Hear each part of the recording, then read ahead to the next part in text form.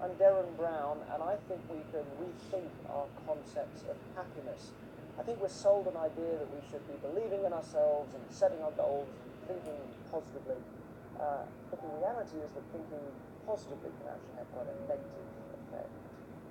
Optimism as an idea doesn't serve us very well when things go badly. Seeing bad situations in a positive light and looking for the good, that's okay. That goes back to the Stoics. But when we're feeling like we've failed, that's the problem. And the problem with optimism is that it just tells us that things don't go right, that we failed, that we haven't believed in ourselves enough, and we should blame ourselves because there's nowhere else to go. And that's fundamentally where it's wrong. You need a system that works for you when things aren't going well. That's the real test as whether something comes up or not. There was a psychologist called Daniel Kahneman who came up with this idea of the experiencing self and the remembering self, like two sort of cells that work within us.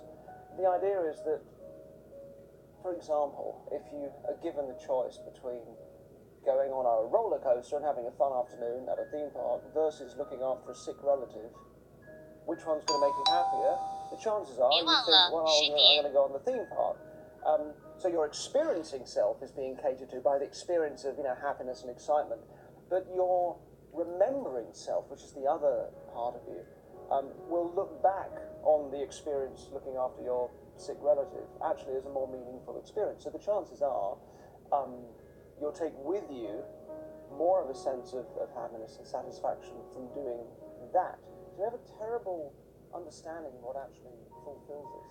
I think an interesting thought experiment, which was given by a modern Stoic called William Irving, is imagine that you woke up one day and everybody had disappeared from the world. So there were still buildings and cars and everything, but there were no people. Everyone had gone. It's just you. What changes in terms of the sort of things that you'd acquire for yourself? You wouldn't bother having a great big house to go and live in. Now, and you could live in any house. You could just go, walk in and live wherever you like. You'd probably find somewhere that was just comfortable and practical. You obviously wouldn't bother with fancy clothes. You wouldn't bother with so many things. And then when you really follow that thought through, it's amazing how much we acquire and want only to impress other people, even if we don't feel we're that sort of person. So rather than just wanting things that we don't have, which are probably not going to be very good for us anyway, shifting our desires so we want the things that we already have. Stoicism was born in a time of strife. There's lots of war and lots of reasons why you want to hang on to a feeling of tranquility. So what they said, which is such phenomenally good advice, is there are things in your life that you're in control of, and then there are things in your life you are not in control of. The only things you are in control of, they said, and this is true, are your thoughts and your actions. That's it.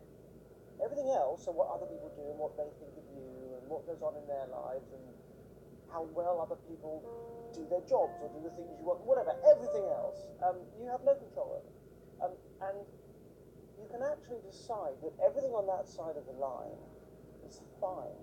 I find myself doing this a lot, that when something's really bothering and frustrating me, I just think, hang on, which side of the line is it on? Is it my thoughts and actions or is it something out there? But it has to be a real thought. What if it was fine?